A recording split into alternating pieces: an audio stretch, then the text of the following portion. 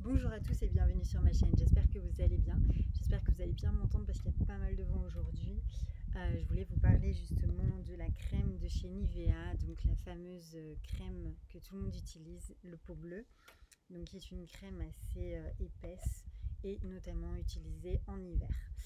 Voilà, donc du coup je la retrouve beaucoup chez mes clients notamment, et du coup voilà, il est important pour moi de relever un petit peu les ingrédients qu'on pouvait retrouver dedans, sachant que ça fait des années que beaucoup l'utilisent, c'est les premières crèmes Nivea et apparemment les gens leur font confiance. Alors le premier ingrédient, c'est le paraffinum liquidum, donc vous allez retrouver dans beaucoup de cosmétiques, des produits solaires, etc. Dans la gamme Soleil Noir que j'ai pu analyser sur ma chaîne, si ça vous dit d'aller jeter un coup d'œil. Donc c'est un ingrédient qui est synthétique et controversé. C'est une huile issue de la distillation du pétrole après séparation des hydrocarbures, combustibles légers, gaz, essence, fuel. Elle fait partie de la famille des huiles minérales. Éléments étrangers à la peau, les huiles minérales sont filmogènes, donc ils ne laissent pas respirer la peau, à contrario, donc comédogènes. Elles sont aussi occlusives. D'après certaines études scientifiques, elles induiraient, aggraveraient ou prolongeraient l'acné et ne seraient pas biodégradables. De plus, en cas d'ingestion, un produit pour les lèvres par exemple, comme les labellos, elles ne s'élimineraient jamais et leurs conséquences pour la santé humaine seraient particulièrement préoccupantes. Le deuxième ingrédient, c'est le Cera microcrystallina, donc qui est un ingrédient controversé et synthétique. C'est une cire issue de la distillation du pétrole après séparation des hydrocarbures, combustibles légers, gaz, essence, fuel. Elle fait partie de la famille des huiles minérales également.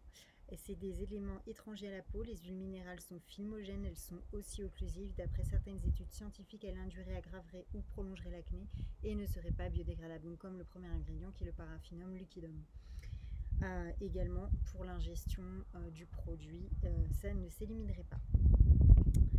Voilà, après donc on a la paraffine, donc pareil, qui rejoint le paraffine liquidum. Exactement. Ensuite, on a un allergène végétal, donc qui est le limonène, donc beaucoup moins alarmant bien évidemment. C'est présent dans un grand nombre d'huiles essentielles, d'écorce d'agrumes, les huiles de pin, la térébenthine et les huiles de menthe. Et il tire son nom du citron. Le deuxième, c'est le géraniol, allergène végétal, donc composé de l'huile essentielle de rose et de palmarosa. Il est également présent dans les huiles essentielles de géranium, citron et citronnelle. Et voilà, serait allergisant. Le suivant, c'est un allergène synthétique, c'est un hydroxycitronellal. À mon avis, il se rapproche du citronellol. C'est un agent masquant de synthèse, donc qui masque l'odeur désagréable d'un ingrédient. Il peut être dans la composition des parfums, le muguet, le tilleul par exemple. Il y a le linalool aussi qu'on reconnaît pas mal, c'est l'allergène végétal.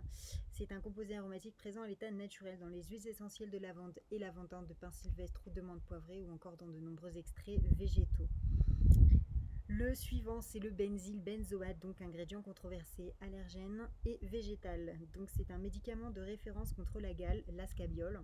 C'est aussi l'un des constituants du baume du Pérou. Il est utilisé comme conservateur antimicrobien et il aurait un fort potentiel allergisant et pourrait être perturbateur endocrinien. Il serait impliqué dans la survenue de cancers et de malformations fétales, donc notamment si utilisé chez les femmes enceintes.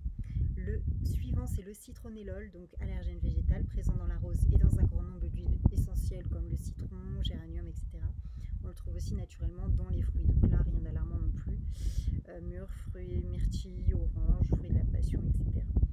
C'est un agent donc qui masque l'odeur désagréable d'un ingrédient. Donc voilà un petit peu pour cette crème. Donc on a quand même des ingrédients controversés qui sont quand même alarmants. Donc voilà, c'était un petit rappel pour ce genre de crème parce que je sais que j'avais jamais fait de vidéo dessus, mais que c'était vraiment important parce que beaucoup de personnes l'utilisent, font confiance à cette crème. Je sais pas pourquoi, parce que peut-être qu'elle est sortie il y a des années. Ça datait de nos grands-parents il y a 20-30 ans, j'en sais rien. Et du coup, ben voilà, tout ce qui était un petit peu de l'ancienne génération, et ben on avait notamment plus de facilité à faire confiance. Voilà. Donc juste un petit rappel, après libre à vous bien évidemment d'utiliser la crème ou pas. En tout cas, vous êtes informés. J'espère que ma vidéo vous aura plu et que surtout le son aura été bon.